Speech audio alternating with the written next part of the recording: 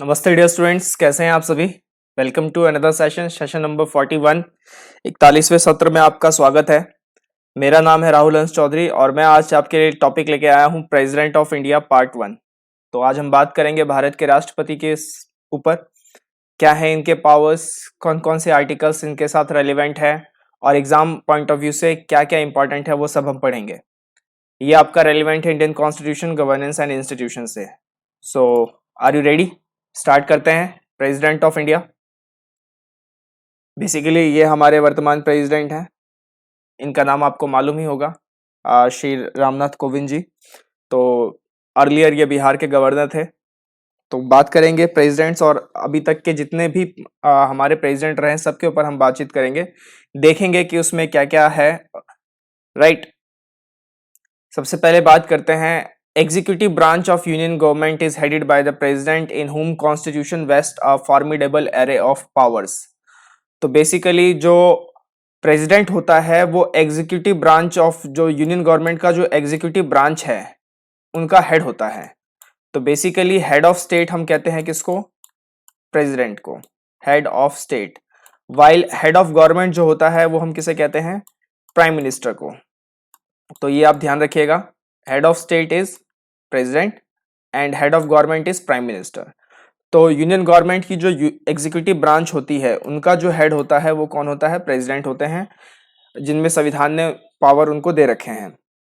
उसके बाद powers and functions of presidents comes under part 5 from article 52 to article 62 in the Indian constitution. तो basically part भाग 5 में है ये। आर्टिकल 52 से आर्टिकल 62 तक प्रेसिडेंट के साथ डील करता है। बेसिकली आर्टिकल 52 में बताया गया है कि there shall be a president. Article 54 में उनका इलेक्शन है। आर्टिकल 61 में महाभियोग है, दैट इज इम्पीचमेंट। ठीक है, वो सब हम पढ़ेंगे। इसके बाद he serves as a constitutional head and head of union executive but he does not rule it. तो जैसा भीमराव साहब अंबेडकर जी ने कहा था कि basically he is the head of executive but he does not rule it. तो he is the head of the nation but he does not rule it. तो ये जो कहा गया था, ये किसने कहा था? BR अम्बेडकर साहब ने। तो कॉन्स्टिट्यूशनल हेड तो है ही, यूनियन एग्जीक्यूटिव के भी हेड है, लेकिन वो उसे रूल नहीं करते हैं। It as the real power vests with the council of ministers. तो जो रियल पावर है वो किसके साथ वेस्ट होती है? काउंसिल ऑफ मिनिस्टर्स के साथ। एक और बात ध्यान रखिएगा, ही is the first citizen of India. तो कई एग्जाम से पूछा जा चुका है, who is the first citizen of India? तो आंसर इज प्रेसिडेंट। तो president is the first citizen of India, symbol of the country. He also represents unity and integrity of the nation. Right, तो ये सारी जो है खूबियां हैं किसकी? प्रेसिडेंट की। इसके बाद he is liable to act on the advice of ministers who are responsible to the parliament, basically Lok Sabha. So वो उन सभी मंत्रियों के एडवाइस पे काम करने के लिए बाध्य होंगे जो कि पार्लियामेंट के लिए रिस्पॉन्सिबल हैं, उत्तरदायी हैं। ही अपॉइंट्स PM, प्रधानमंत्री को अपॉइंट करते हैं। कैबिनेट मिनिस्टर्स को अपॉइंट करते हैं on the advice of prime minister. Governors of states को अपॉइंट करते हैं। यूनियन टेरिटरीज को भी, यूनियन टेरिटरीज के भी जो गवर्नर्स हैं उनको भी अपॉइंट करते हैं, जैसे बेसिकली एडमिनिस्ट्रेटर्स हो गए या फिर आपके लेफ्टिनेंट गवर्नर्स हो गए। उसके बाद supreme court and high court जजेस को अपॉइंट करते हैं और दूसरे diplomatic representatives like finance commission के चेयरमैन हो गए, UPSC के चेयरमैन हो गए। तो इन सबको भी हमारे जो राष्ट्रपति जी हैं, माननीय महोदय साहब, वो उन्हें अपॉइंट करते हैं। He also authorized to issue ordinance with the force of acts of parliament when parliament is not in the session। तो वो अध्यादेश भी जारी कर सकते हैं अगर संसद अभी इस वक्त सत्र में नहीं है। तो काम कैसे चलेगा? काम तो रुकना नहीं चाहिए, गवर्नेंस तो रुकना नहीं चाहिए। तो प्रेसिडेंट जो है वो अपने अध्यादेश के पावर के जरिए, ऑर्डिनेंशियल पावर के जरिए उसका यूज करके काम को आगे चला सकते हैं, जो कि दिया गया है आर्टिकल 123। तो आर्टिकल 123 क्या है? Ordinances, issuing of ordinances by president. ये है आर्टिकल 123 के अंदर में। उसके बाद एज पर article 79 he is the integral part of parliament but not a member of parliament. तो बेसिकली जो पार्लियामेंट है वो आपके तीन चीजों से मिलकर बना हुआ है। एक तो है लोकसभा, दूसरा है राज्यसभा, लोकसभा राज्यसभा, और तीसरा है आपका प्रेसिडेंट। तो इन तीनों से मिलके आपका पार्लियामेंट बनता है। प्रेसिडेंट जो है वो इंटीग्रल पार्ट तो है पार्लियामेंट का, लेकिन वो उनके सदस्य नहीं है, ये आप ध्यान रखिएगा। President is an integral part of the parliament but he is not a member of the parliament. ये बहुत ज्यादा इंपॉर्टेंट है एग्जाम के हिसाब से। उनकी जो लेजिस्लेटिव फंक्शंस है वो यहाँ पे लिस्टेड है। क्या क्या है? President can summon parliament to assemble and transact business, तो बोल सकते हैं, बुला सकते हैं संसद को कि आइए भाई और अपने कार्रवाई को शुरू कीजिए। उसके बाद he can prorogue and dissolve Lok Sabha, Lok Sabha को भंग कर सकते हैं, सत्र का समापन कर सकते हैं। He can give his assent over a bill, किसी भी बिल के ऊपर वो अपना हस्ताक्षर दे सकते हैं उसको एक्ट बनाने के लिए। आर्टिकल 111 में इसकी बात की गई है। और जब भी पार्लियामेंट का गठन होगा, जो उसकी पहली मीटिंग होगी, उसको एड्रेस भी प्रेसिडेंट ही करेंगे। तो पहली मीटिंग कब कब हो सकती है? या तो आपकी न्यू फ्रेश पार्लियामेंट बनी हो आफ्टर जनरल इलेक्शन, या फिर हर साल एक जो नया सत्र, जो पहला सत्र शुरू होता है हर साल का, उसमें प्रेसिडेंशियल एड्रेस होता है। ये दिया गया है आपका आर्टिकल 87। तो ये इनके कुछ लेजिस्लेटिव फंक्शंस है। साथ ही साथ एक ज्वाइंट सिटिंग भी बुलाते हैं वो, उन्हीं के कहने पे ज्वाइंट सिटिंग आती है, जो कि आर्टिकल 108 में लिस्टेड है। Article 108 related to what? Joint sitting. ठीक है, तो ये आप ध्यान रखिएगा। ये सारा जो है ये प्रेसिडेंट के लेजिस्लेटिव फंक्शंस हैं, उनके पावर्स हैं, एक तरीके से आपके लेजिस्लेटिव पावर्स हैं। उसके बाद presidential influence. President has every right to encourage and warn his council of ministers where necessary. तो राष्ट्रपति जो है वो कहीं पे भी अपने काउंसिल ऑफ मिनिस्टर्स को वार्न कर सकते हैं कि आप गलती कर रहे हैं, जहां पे उनको लगेगा। ऐसा नहीं है कि वो उनकी सब सुनते चले जाएंगे, वो वार्न भी कर सकते हैं, उनको एनकरेज भी कर सकते हैं कि आप काम कीजिए, इनिशिएटिव लीजिए। He has the unfettered right to be inform and seek information. उनके पास इंफॉर्मेशन मिलनी चाहिए, इसीलिए काउंसिल ऑफ मिनिस्टर इसलिए कहा जाता है लॉ में कि जो आपका जो काउंसिल ऑफ मिनिस्टर है और जो आपके जो प्रेसिडेंट हैं, ध्यान से सुनिएगा मेरी बात, जो आपका काउंसिल ऑफ मिनिस्टर हैं और जो आपके प्रेसिडेंट हैं, इनको जोड़ने के लिए जो इंटरफेस होता है वो कौन होता है? प्रधानमंत्री होते हैं। इसको आप बिल्कुल बांध लीजिए, एग्जाम के हिसाब से बहुत ही इंपॉर्टेंट है कि PM is the interface between और the bridge connecting between council of ministers and president. तो क्योंकि वो सारी इंफॉर्मेशन फर्स्ट हैंड प्रेसिडेंट को देते रहते हैं, प्राइम मिनिस्टर का ही बेसिकली ये काम होता है। While president is the constitutional head of the state, तो वो कॉन्स्टिट्यूशनल हेड है। Council of ministers constitutes the real और पॉलिटिकल एग्जीक्यूटिव। तो बेसिकली थ्योरी में तो वो कॉन्स्टिट्यूशनल हेड है, लेकिन इन प्रैक्टिस जो रियल और पॉलिटिकल एग्जीक्यूटिव है वो कौन है? काउंसिल ऑफ मिनिस्टर्स है। In other words, all powers are vested in President in Council of Ministers, that is, President acting on the advice of Council of Ministers. But in actual practice, President himself becomes an advisor to his ministers. तो basically president council of minister की advice पे तो काम करते ही करते हैं, लेकिन सवाल ये पैदा होता है कि क्या वो काउंसिल ऑफ मिनिस्टर्स को एडवाइस कर सकते हैं? तो आंसर इज यस, वो भी कर सकते हैं। दोनों तरफ होता है ये। पहले ये सिस्टम नहीं था। 42nd अमेंडमेंट एक्ट के तहत बोला गया था कि सिर्फ आपको जो है वो प्राइम मिनिस्टर के ही आदेश पे या फिर उनके एडवाइस पे आप एक्ट करेंगे, लेकिन बाद में फिर 44th अमेंडमेंट एक्ट के जरिए बोला गया कि नहीं, प्रेसिडेंट चाहें तो वो रिकंसीडर करवा सकते हैं, बोल सकते हैं कि आप अपने सुझाव जो आपके एडवाइस हैं आप उसको रिकंसीडर कीजिए। तो ये थोड़ा सा कहीं ना कहीं दिया गया। तो कानून तो इतना ही पेचीदा होता है, थिन लाइन ऑफ डिफरेंस की वजह से क्या से क्या हो जाता है कानून के अंदर में। तो कानून को थोड़ा सा समझना चाहिए। इसलिए आप देखेंगे कि जितने भी हमारे पॉलिटिकल फ्रीडम फाइटर्स हैं, चाहे वो महात्मा गांधी हो गए, चाहे वो बी आर अम्बेडकर हो गए, जो भी थे, तो वो सारे के सारे लॉयर्स ही थे। तो क्योंकि उनको लॉ अच्छे से समझ में आती थी, जो कि गवर्नेंस में एक बहुत बड़ा मेजर रोल प्ले करती है। तो लॉ को समझना बहुत ही बारीकी काम होता है, राइट। आगे बात करते हैं प्रेसिडेंशियल इलेक्शन कि इनके इलेक्शंस कैसे होते हैं। तो बेसिकली जो पहला जो बेसिक क्वालिफिकेशन है वो ये है कि he must be citizen of India, he must not be less than 35 years of age। तो वो 35 साल से कम नहीं होने चाहिए, ये आप यहाँ पे ध्यान रखिएगा। उनकी जो मिनिमम एज है वो 35 ईयर्स होनी चाहिए।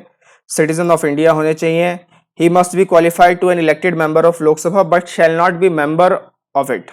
तो लोकसभा के इलेक्टेड मेंबर के लिए क्वालिफाइड तो होने चाहिए, लेकिन उसके मेंबर नहीं होने चाहिए। He must not be holding any office of profit under GOI और एनी अदर गवर्नमेंट।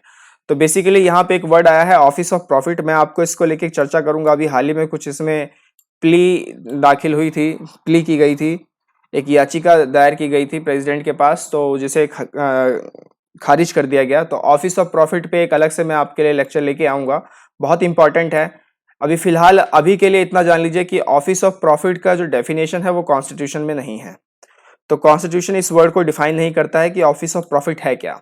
दूसरी बात, आरपीए जो है रिप्रेजेंटेटिव ऑफ पीपल्स एक्ट 1951, इसमें भी इसकी डेफिनेशन नहीं है, तो बहुत इंपॉर्टेंट हो जाता है। ऑफिस ऑफ प्रॉफिट अपने आप में एक लेक्चर है, मैं आपके लिए जरूर लेके आऊंगा, इसे हम ऊप कहते हैं बेसिकली।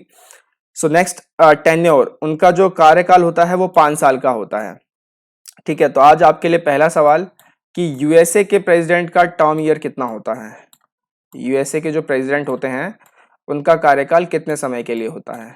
दूसरा सवाल, रशिया के प्रेसिडेंट के का टर्म ईयर कितने समय के लिए होता है। तो ये आप बताइएगा मुझे कमेंट थ्रेड में कि यूएसए का कितना होता है और रशिया के प्रेसिडेंट का टेन्योर कितना होता है। But is eligible for immediate re election and can serve any number of terms, और कितने भी नंबर टर्म्स तक वो सर्व कर सकते हैं एज प्रेसिडेंट ऑफ इंडिया। जबकि अमेरिका में ये रूल है कि 2 टर्म से आप ज्यादा नहीं कर सकते, तो 2 टर्म्स सिर्फ अमेरिका में मिलते हैं। President however continue to hold the office until his valid successor enter his office, तो प्रेसिडेंट तब तक ऑफिस में अपने पद पर कार्यरत रहेंगे जब तक कोई दूसरा नहीं आ जाता। राइट, मैं आपको लिस्ट दिखाऊंगा, उससे आपको समझ में आ जाएगा। इलेक्टोरल प्रोसीजर की अगर बात करें तो president is elected by electoral college consisting of elected members of both houses of parliament, तो जो दोनों सदन के जो इलेक्टेड मेंबर्स होते हैं, यानी लोकसभा और राज्यसभा दोनों के जो इलेक्टेड मेंबर्स होते हैं वो इसमें पार्ट लेते हैं। दूसरा, elected members of state legislative assemblies and territories, और जो स्टेट लेजिस्लेटिव असेंबलीज जो होती हैं आपकी राज्य विधायिका, और जो यूनियन टेरिटरीज के जो इलेक्टेड मेंबर्स होते हैं ये भी प्रेसिडेंट के इलेक्शन में पार्ट लेते हैं। यहाँ पे कीवर्ड आप ध्यान रखिएगा, यहाँ पे नॉमिनेटेड मेंबर नहीं बोला गया है, ठीक है, इलेक्टेड बोला गया है। नॉमिनेटेड मेंबर्स पार्ट नहीं लेते हैं प्रेसिडेंट के इलेक्शन में, ध्यान रखिएगा, नॉमिनेटेड इज नॉट देयर। उसके बाद 70th अमेंडमेंट एक्ट 1992 में elected members of state legislatures of Delhi, UT and Puducherry take part electoral process of president of India. पहले टेरिटरीज नहीं थे, इनको नहीं था, लेकिन 70वें अमेंडमेंट एक्ट में दिल्ली और पुडुचेरी जैसे यूटी के स्टेट लेजिस्लेचर्स के इलेक्टेड मेंबर्स को जोड़ा गया कि आप भी प्रेसिडेंट ऑफ इंडिया के इलेक्शंस में पार्ट ले सकते हैं।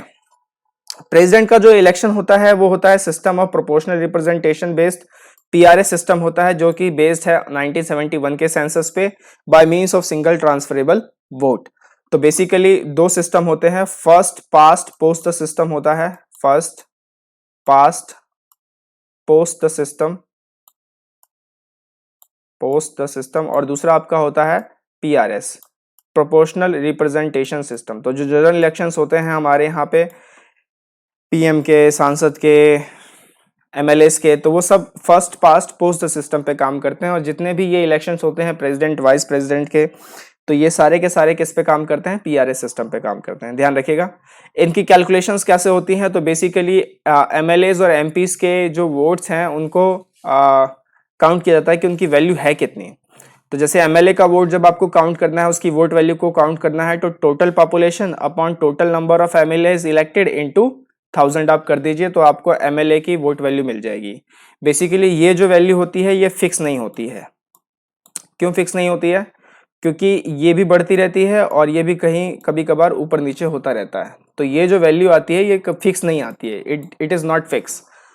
एमपी का जो वोट होता है उसकी जो वोट वैल्यू होती है वो होती है जितने भी, यानी यहाँ पे एक एमएलए का वोट वैल्यू आ गया, ऐसे जितने एमएलए हैं उन सबके वोट वैल्यूज का सम अपॉन में total number of elected MPs, कितने एमपीज हैं, और ये वैल्यू जनरली हमेशा फिक्स होगी, राइट।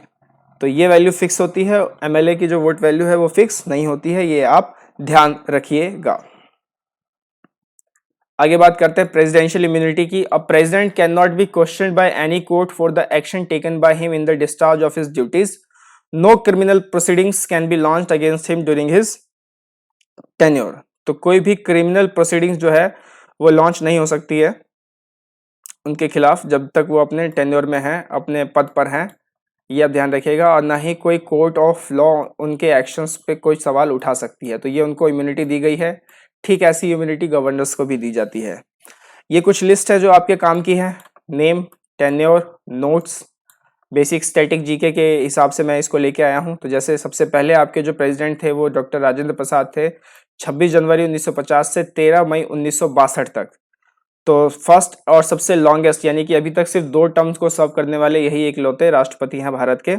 उसके बाद एस राधाकृष्णन, डॉक्टर सर्वपल्ली राधाकृष्णन, जिनके नाम पर हम लोग टीचर्स डे मनाते हैं, 13 मई 1962 से 13 मई 1967। इनको एक तरीके से दार्शनिक राष्ट्रपति भी कहा गया, फिलोसफर प्रेसिडेंट।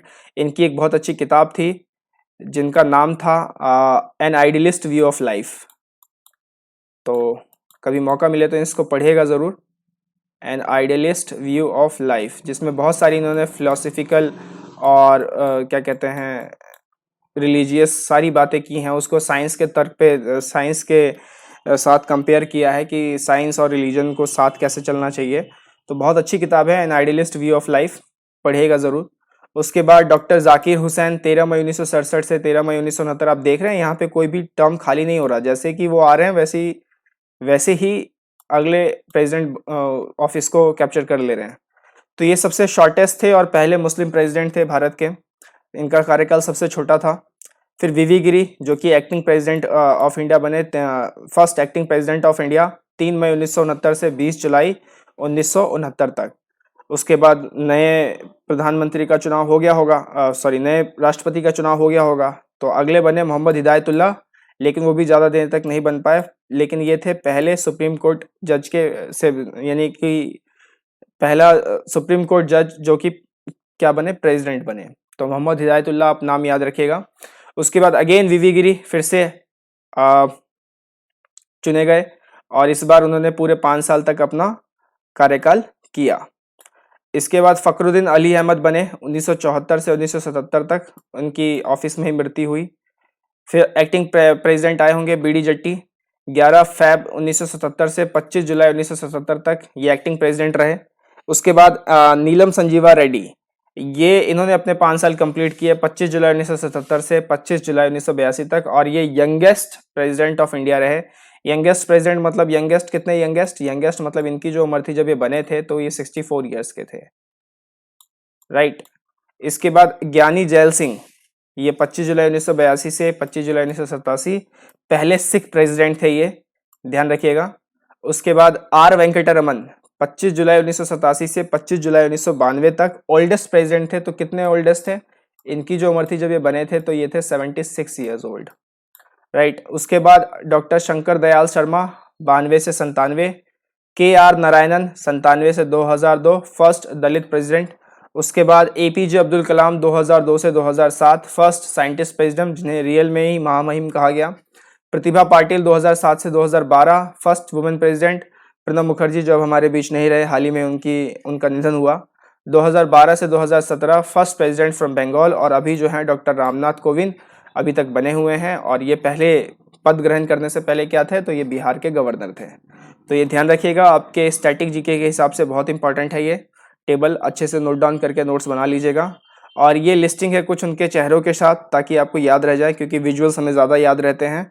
तो आप देख सकते हैं राजेंद्र प्रसाद से ये कहानी शुरू हुई थी। तो राजेंद्र प्रसाद, सर्वपल्ली राधाकृष्णन, जाकिर हुसैन, वीवी गिरी, फखरुद्दीन अली अहमद, नीलम संजीवा रेड्डी, ज्ञानी जैल सिंह, आर वेंकटरमन, शंकर दयाल शर्मा, के आर नारायणन, एपीजे अब्दुल कलाम, प्रतिभा पाटिल, प्रणब मुखर्जी, और अभी फिलहाल के लिए हैं रामनाथ कोविंद। तो बेसिकली ये हैं प्रेसिडेंट्स ऑफ इंडिया, ध्यान रखिएगा आप। आज का क्वेश्चन ऑफ द डे आपके लिए, which of the following groups takes part in the election of president. तो कौन सा ग्रुप है जो कि राष्ट्रपति के चुनाव में भाग लेता है। पहला, ऑल मेंबर्स ऑफ पार्लियामेंट, संसद के सभी सदस्य। Members of state legislative assembly, तो स्टेट लेजिस्लेटिव असेंबलीज के members. Elected members of state legislative assembly. और चौथा, elected members of state legislative council. अभी मैंने आपको बताया था कि इनके इलेक्टोरल प्रोसेस में कौन कौन पार्ट लेता है। तो बताइए क्या इसका आंसर होगा। बेसिकली 4 तो हो नहीं सकता, क्योंकि 4 तो ऑप्शन में ही नहीं है। तो 4 तो आप ऐसे उड़ा दीजिए कि elected members of state legislative council, ये तो पॉसिबल ही नहीं है, right. And the correct answer is 3। पहला क्यों नहीं होगा, क्योंकि ऑल मेंबर्स में सारे मेंबर्स आ गए, राज्यसभा के भी, लोकसभा के भी, राइट। और इलेक्टेड प्लस नॉमिनेटेड सब आ गए, तो नॉमिनेटेड तो होते नहीं, तो पहला तो है ही नहीं, पहला है ही नहीं, तो 3 ऑप्शंस तो एलिमिनेशन टेक्निक से उड़ गए। ए नहीं हो सकता, बी नहीं हो सकता और सी नहीं हो सकता। Members of state legislative assembly, तो मेंबर्स यहाँ पे फिर से इलेक्टेड प्लस अनइलेक्टेड की बात की गई है, इलेक्टेड प्लस नॉमिनेटेड की। तीसरा तो है ही है elected members of state legislative assembly. चौथा तो बिल्कुल नहीं है, काउंसिल का इसमें कोई रोल प्ले नहीं होता। राइट, तो आज के लिए मेरे साथ इतना ही। आगे हम देखेंगे प्रेसिडेंट पे हम बात करेंगे, उनके इम्पीचमेंट पे, उनके पोजीशन पे, उनके पावर्स पे, और उनका एक कंपैरिजन करेंगे with the office of governor. तो सब कुछ हम धीरे धीरे करके पढ़ेंगे, don't worry about it. Session को अभी तक जिसने भी लाइक नहीं किया है, लाइक जरूर करें, शेयर करें, दोस्तों को बताएं। राइट, मैं इस अपनी पॉलिटिकल इंडियन पॉलिटी की जर्नी में, इस इंडियन पॉलिटी की सीरीज में आपके लिए सारा टॉपिक बिल्कुल ग्रैस्प और बिल्कुल कंसाइज क्रिस्पी टॉपिक में आपके लिए लेके आया करूंगा। वंडरफुल पीटी रिसोर्सेज आपके लिए वेट कर रही हैं, चैनल को सब्सक्राइब जरूर करें। उसके बाद अगर हमारा एफर्ट पसंद है तो यहाँ पर आप हमें कंट्रीब्यूट कर सकते हैं। Useful current affairs regularly updated आपके लिए अवेलेबल है। Useful civil services prep content है आपके लिए, सिविल तपस्या। और अगर आपको कोई कोर्सेज में एनरोल करना है तो ये उसके लिंक है गुरु पीटी गुरुकुल पे, आप जाइए और अपने मनपसंद कोर्सेज में एनरोल कर सकते हैं। राइट, आज के लिए मेरी तरफ से इतना ही। टिल देन टेक केयर, नमस्ते, जय हिंद।